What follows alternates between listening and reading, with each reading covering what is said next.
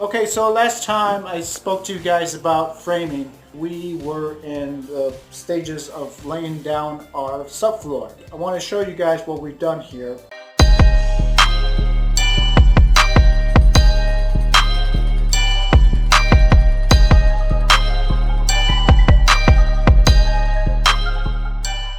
And here's our framing for our first floor.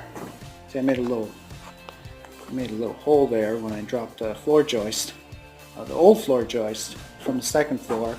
And we have our second floor, the subfloors in. Remember to stagger your floors, nail it every 4 inches. It'll be nice and tight, and you can glue it and screw it. So yeah, what I've done with this building here is you do very common with framed structures. This is a brick building, but I framed inside to add insulation. This used to be all plaster.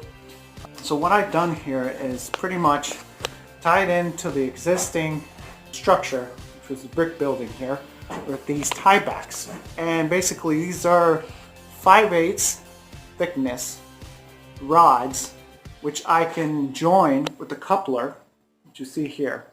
And on the ends, I've added washers and nuts. Also, on the outside of this building, now these are the old tiebacks here. These here. Okay, you can get those, you can buy those. The only thing is that they go in and they get tied in to the existing floor joist and not all the way across like I've done with the tiebacks that I put in. So now, let's see, we're building some ledges here too. So what I've done is basically tied into the structure with these long rods, which I will add some support. I'll add some 2x10s across with the I'll drill a hole right through the stud and support these rods. The one there, and I'll do one there for cripples. So I'll go all the way across with some 2x10s, and it'll make the floor way stronger. And I've also added some plates on the other side to hold the structure from the plate on the outside. I put a plate on the inside with a nut and a washer, and then I have this nut and washer here.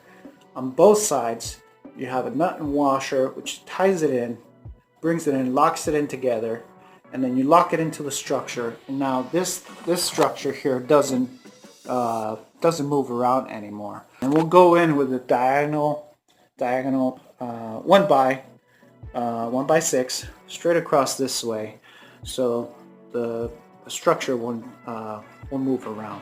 And we'll do that in every single one of these walls. Ready to add our insulation, call for inspections, and then we'll be set for sheetrocking. So we got this house for $18,000. But this structure here is a duplex, so it'll probably make us around $2,000 a month times 10 months.